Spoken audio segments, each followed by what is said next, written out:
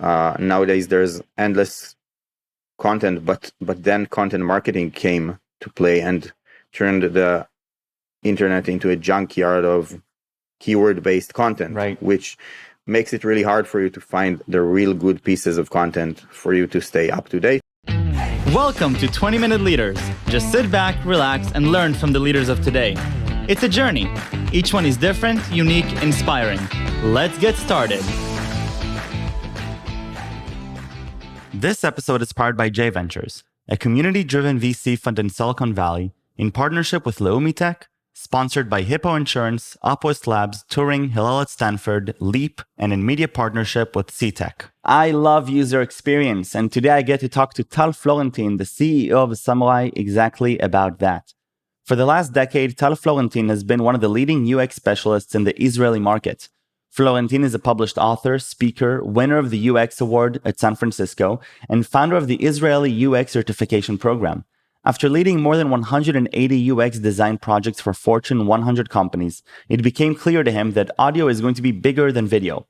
Florentin founded Summurai, the world's first branded audio CMS, with the promise to allow busy people to know more with less effort. Summurai allows companies to create branded audio channels, add branded audio content to their customer journeys, and promote audio marketing. Tal Florentin, welcome to 20-Minute Leaders. Thank you so much. How are you today? I'm great. Thanks for having me. Thank you for joining me during these tumultuous times. I know it's there's a few Zoom school sessions behind you, and I still appreciate you coming and chatting with me about your journey through user experience journeys, understanding why people do what they do. A journey that until now has led you also to Summurai, which is the intersection of audio and marketing, and I'm excited to learn about how you've got introduced to this world of audio as a marketing tool, and what does it actually mean in 2021 and moving forward. But if you could just take us back to this idea of user experience. UX has become a word that is being thrown out a lot around contexts, and in Israel it doesn't seem like it's as a developed skill or trait. Tell me a little bit about user experience and how you're a part of that ecosystem.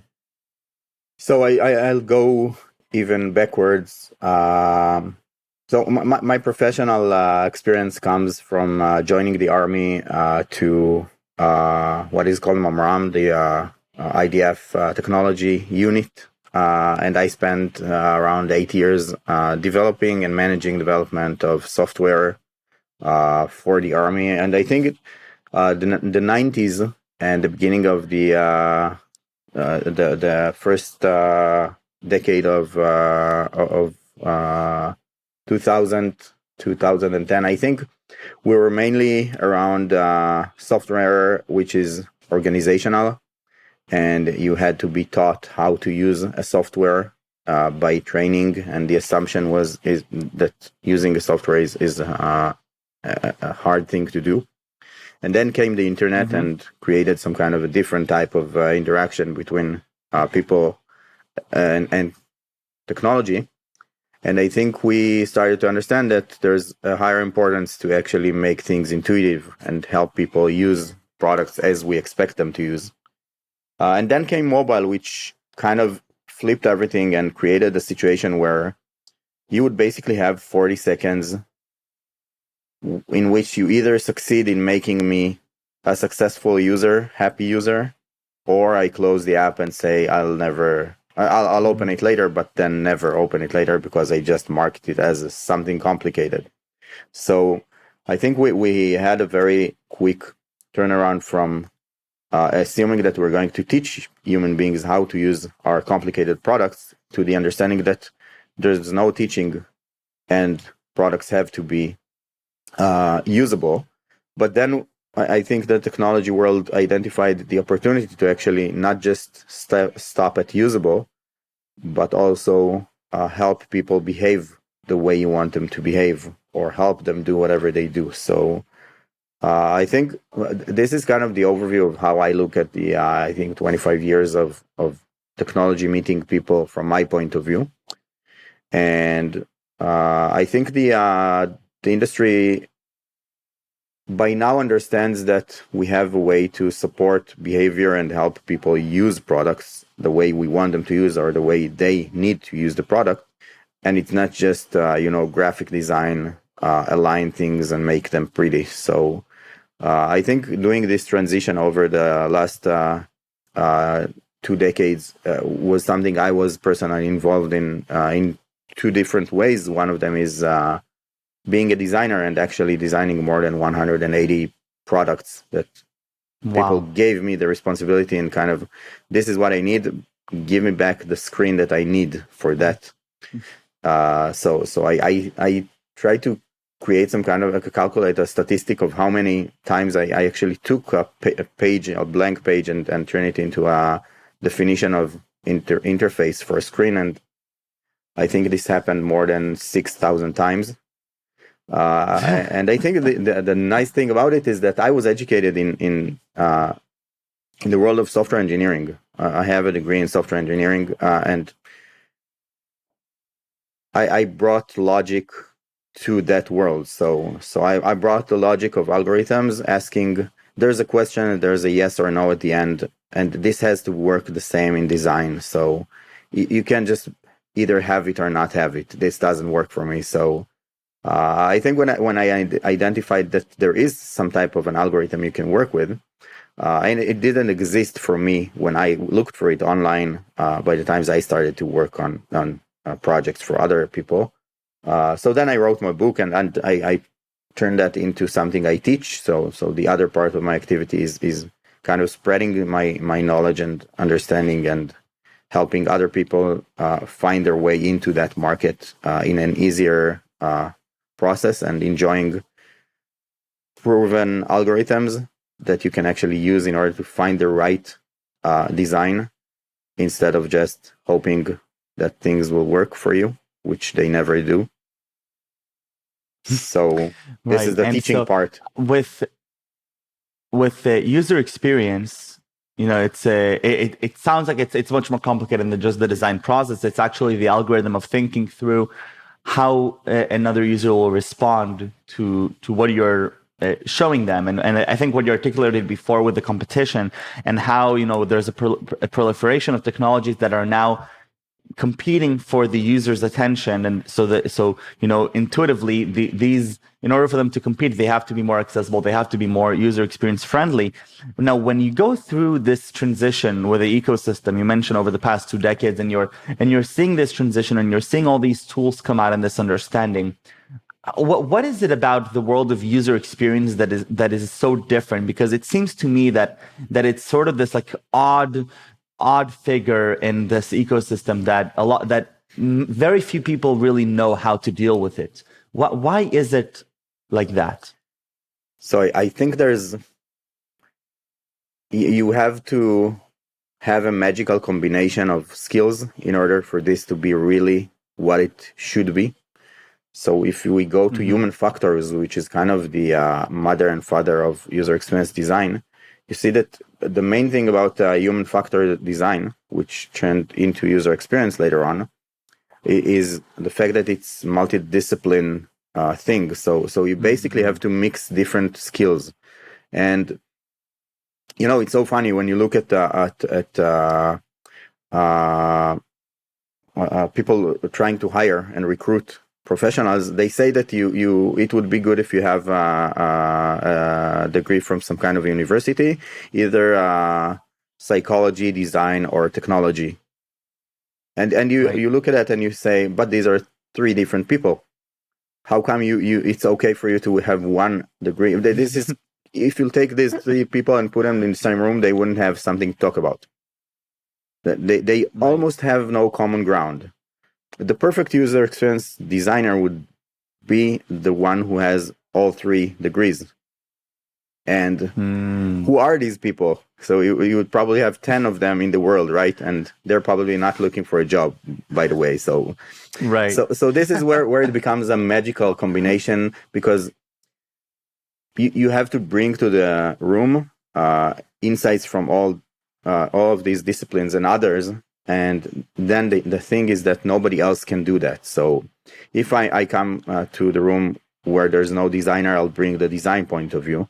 And if I'll come to the room where there's a technology gap, I'll be able to cover the technology gap. And if I come to the room and everybody is technology and designers, which is kind of what usually happens, then I bring the human factor into the room and the human perspective and behavior. And there's usually no psychologist in the room. By the way, I'm not a psychologist. Right. My education is not from psychology, but I had to learn so much about that. So I think this is the main element I had to cover and kind of learn on my own in order to bring that added value. Right. And I think this added value is magical on technology world, because there is no, you don't have that point of view in the room to begin with. You have 16 developers or people who started as developers and now they are the CMO, CFO, CSA, whatever. But you don't have the human factor as a standard in each room. And then what happens is that this is the unique value proposition you bring to the table, and it's always super valuable because it's there's not enough people represent the user in standard technology sessions. Right. And so, we can talk about user experience for hours and hours, and I have many, many more questions, but this journey with your presence in the user experience field has led you now to Summurai and talking about audio and marketing. And I'm especially curious to hear what is Summurai, but also, going back and reflecting how does your, experience with user experience and as an engineer, how does that play out to the insights and understanding that you have as you're building out Summurai?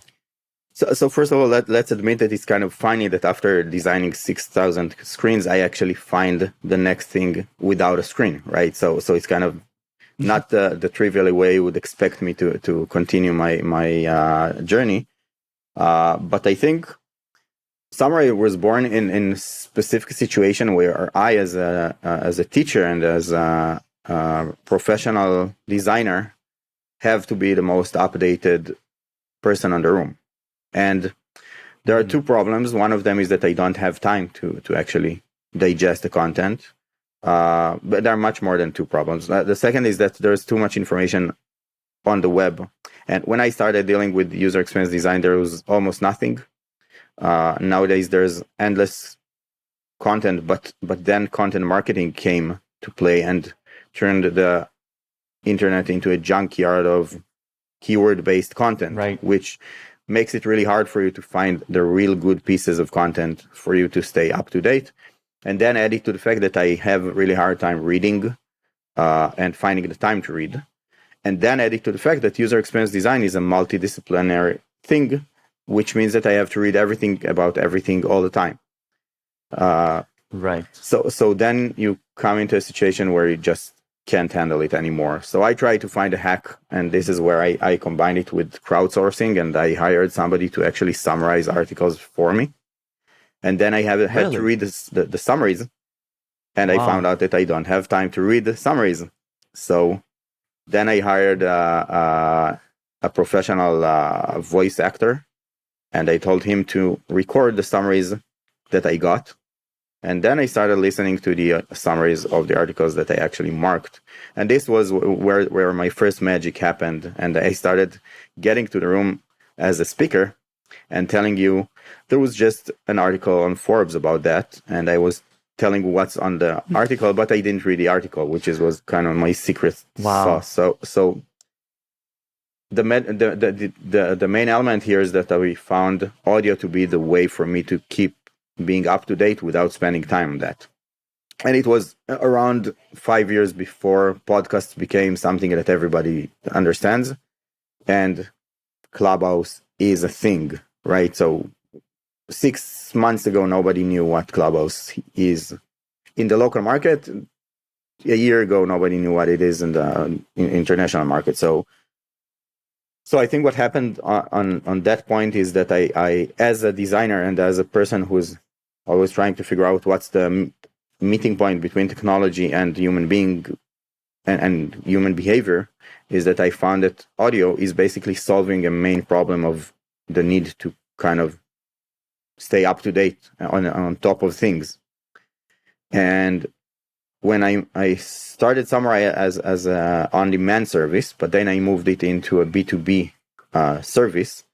And I think at that point, I'm kind of doing the next step of where audio is going, a bit before the market, because I think if you go to marketing, and this is where Summurai is today, if you go to marketing and you see that content marketing is mainly for B2B companies, is creating a lot of content and trying to educate your audience, I think there's no understanding yet that the audience doesn't have the ability to be educated, because they have too much information. And if you look at their timeline, you see that there's no room in my day to actually digest your awesome white paper, blog post, PDF document, or video, or whatever you have there, because I'm filled with too much information. And by the way, we all lose, because you created awesome content and I don't find the time to be educated, so I'm stuck where I am. So then we start having our professional education with the secondary time, with podcasts and so forth. And then what I think will happen, and we're preparing for that, is that companies will understand that they have to transfer their content into the secondary time and audio. And it's not podcasts, because podcast is just one type of content. And SoundCloud and Clubhouse is live, so we actually have to be there. But I'm talking about situation where when I bumped into a text content, what I would like to be able to do is mark that in order for me to listen to that later. So, and even get a summary of that or something like that. So then you understand that creating audio channels which are branded as a tool for marketing, and for creating audio-based channels and repurposing content into audio, is something that's, for me, it's kind of the obvious next step of everything. It's kind of where everything is going to. And it's amazing how trivial it is for me and how not trivial it is for the market at that point. Now, do you think that is because you have so much experience and so much time investigating user behavior and thinking about consumer behavior and how people digest information and what they do with it? Is that why you think you have this added layer of insight into developing something that is perhaps even a little bit before the market, which has its own challenges, because you have to really time it well to make sure that you're doing it at the right time. Even if we both agree that in 10 years, that's how the world will be, you have to decide as the leader of the ship, when to actually execute on this. So I think there are two factors in that.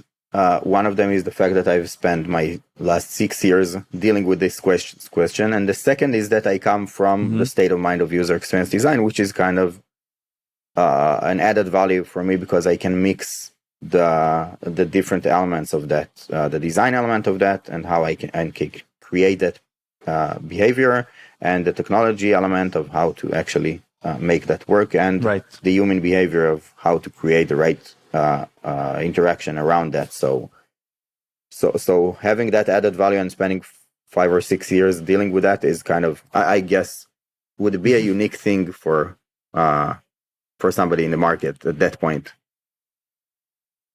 Definitely.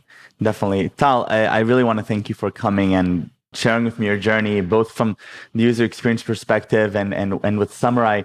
I think that at the end, the inspiration that I'm getting from this is this idea of just understanding, human behavior, understanding, customer needs. It doesn't come, I don't think there's a textbook that I can read to define that, but it sounds to me that from your experiences and from 6,000 screens and both your understanding of technology, but your understanding also of design, coupled with the understanding of of the complexity behind this question of what we were talking before about the 3 degrees in a room, and having that added value culminating now in Summurai, which is changing, user behavior, consumer behavior of how we digest content, but also how we create content on the other side of the marketplace. And I think that's just very, very cool. I have 3 final questions for you, a little bit about yourself. What would be your favorite subject in middle school or high school? So I think I combined my love to sports. I think sport was one of my main things, but I think in the rest of the time I used to spend my time drawing on the tables, and I think this was my art school. So all of the time was kind of my art school. So this is what I remember from being a student, kind of spending time drawing and kind of creating my design skills instead of listening to history. Amazing. So I think this would be my favorite subject. Amazing. Who would be one of your role models or somebody that inspires you? So I'm not sure I have a formal role model, but if I have to choose one, I think it would be Donald Norman, who is the founder of user experience, or is the person who coined the definition of user experience. And I'd give him two factors of credit for that. One of them is the fact that he actually created a profession for me to enjoy for the last, I don't know, 15 years or so. And second, because at that point, I think one of the things that I look up to is people who decide to actually show the way for others, which is not trivial. We're optimized to following and not to be Right. be the ones being followed. And I think there's a decision making you have to make and decide to be the one that actually provides others their kind of north star of where they should go. And this is totally something I take from him, and I'm following him. And but it's kind of, what would it take for me to take this decision and be that for other people? This is kind of an inspiring thought for me. I love that. And the last question, what are 3 words that you would use to describe yourself? So aside go with the trivial concept of design meets logic, I think this is kind of my double personality combined. I think this is kind of something that represents all of my professional and personal journey. So yeah. Design meets logic. I love that. Tal, toda rabba. Thank you very, very much. This was great. It was wonderful. Thank you for coming, and stay safe and stay healthy. You too. Thank you so much.